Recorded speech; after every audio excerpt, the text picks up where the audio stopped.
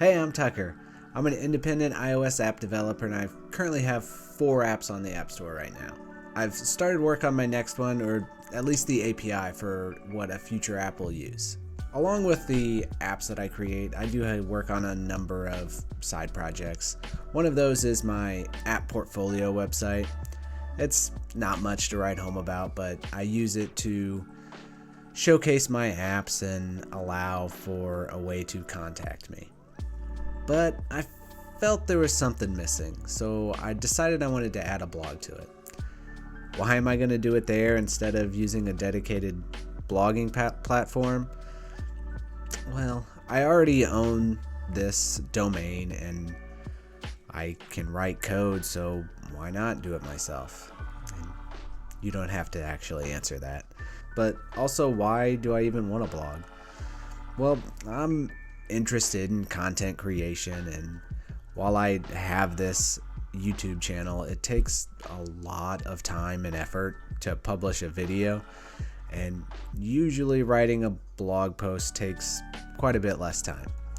And I also want to explore my interests outside of app development, so I thought this would be a good way to create content in that way too. Anyway, the decision was made to start a blog, so now the question was, how am I going to do it? I did a little bit of searching around and decided on a headless CMS and writing my own React pages. I decided on Sanity for my headless CMS, and it was pretty easy to set up. You write some config code, so you publish that to their hosting platform, and then you go to the Sanity Studio in your web browser and fill in all of the content. I'm the only author for now, at least. I wanted to make some content about my app development, but also just some other interests that I had. So I decided on an independent app development category as well as a personal interest category. And then finally, I just started to create posts for those two categories. As far as the UI goes, I kept it pretty simple. I just wanted 2 pages, a main page and then a page for each of the posts. Sanity provides an API for fetching the data.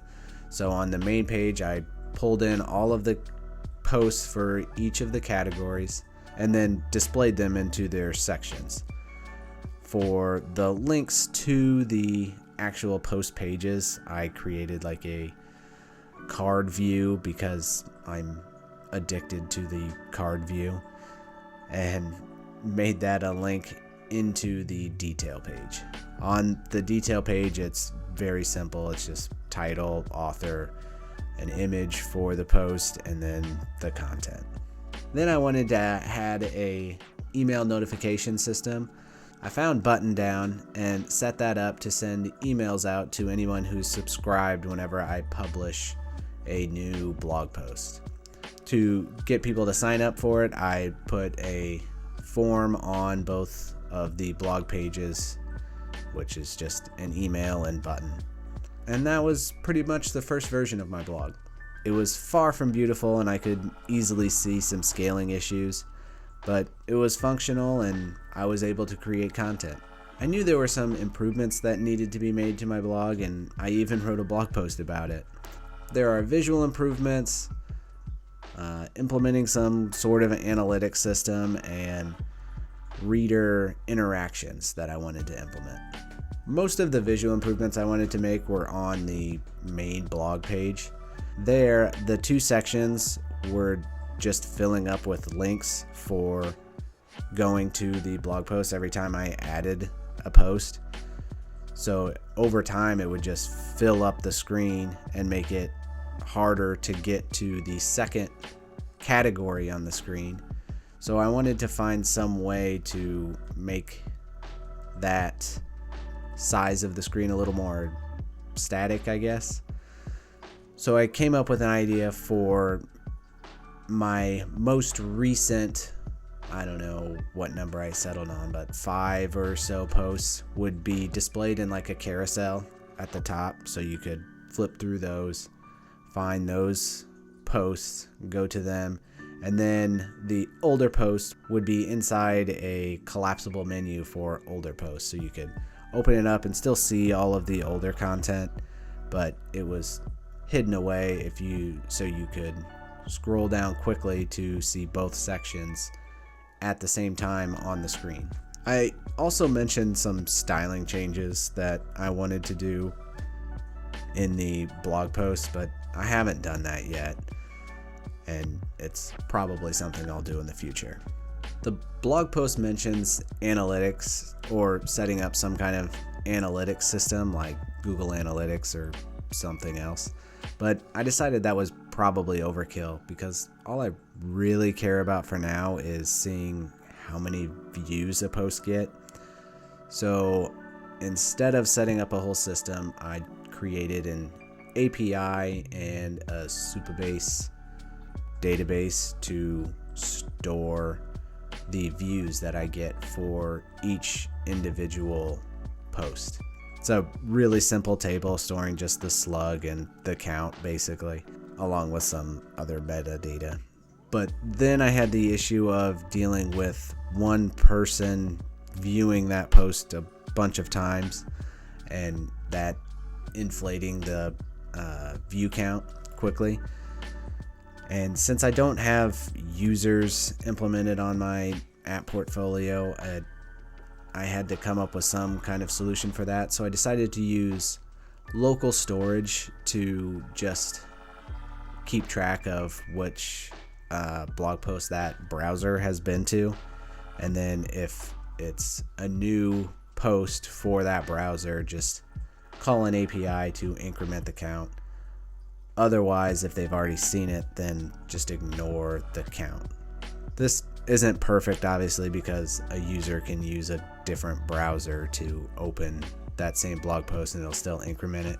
But it doesn't need to be perfect, and really it fixes the problem that I really wanted to fix, which is me going to the blog post a bunch of times during testing and having that inflate the blog count or the view count. And now it's better, and I'm pretty happy with what my blog looks like.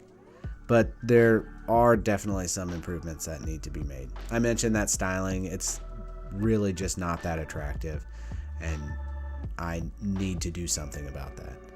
But the problem is I'm not that good at design and not very good at CSS, so I have to figure that out somehow.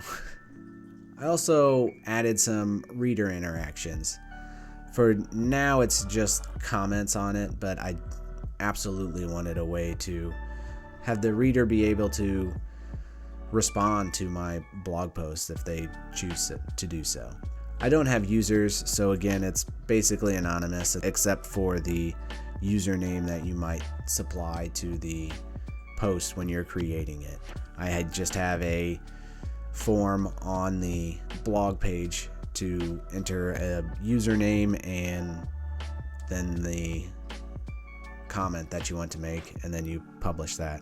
I think I actually have a bug in it right now because I don't have like a default version of if you don't put in a username to default it to anonymous or something, so I need to go fix that, but that's not a big deal. This is also using that same Supabase project. I created a table for the comments that just uses the slug of the post to tie the comment to the post, and then I can pull in those comments from Supabase on the blog page so you can see all the comments on the page when it's loaded. The idea of adding reactions still really interests me. Just a quick way for users to interact with the post. Give them like, I don't know, 5 or so emojis or something to click and have some kind of different reaction.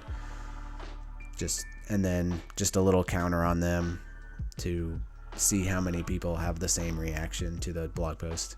I think it'd be a fun thing to implement.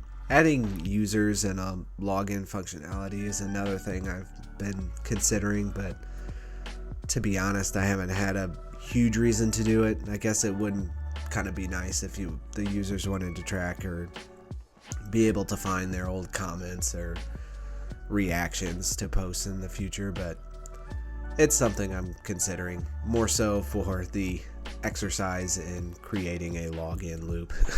I also ran into a weird, unexpected issue trying to display images within a blog post.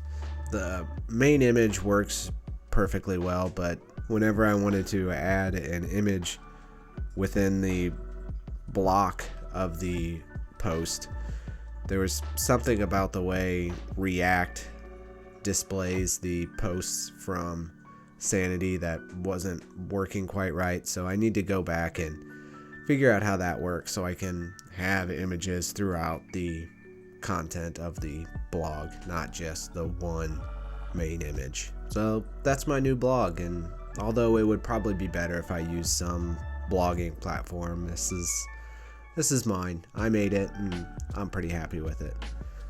And it was a pretty nice learning experience to kind of expose myself to these new kinds of things. Plus, I got to do whatever I wanted on it. I'm looking forward to having somewhere to post all of my content in written form, both about being an independent app developer as well as whatever other interest I have that day. I really made this to push myself to be a little bit more creative, and I've already finished a challenge for myself. 10 posts in 10 days. It was difficult, but I'm really glad I did it. If you want to go check out my blog, I'll put it in the description, but it's tucker-dev.com. And if you want, sign up for email notifications so you know when I make a new post. On a separate note, I think I'm going to start changing the content I make here a little bit. Now, I'm still going to make a bunch of independent app development content here, but I'm also going to start expanding into other interests that I have. So if you're interested in seeing whatever that turns into, hit the subscribe button. Anyway, thanks for watching, and I'll see you next time.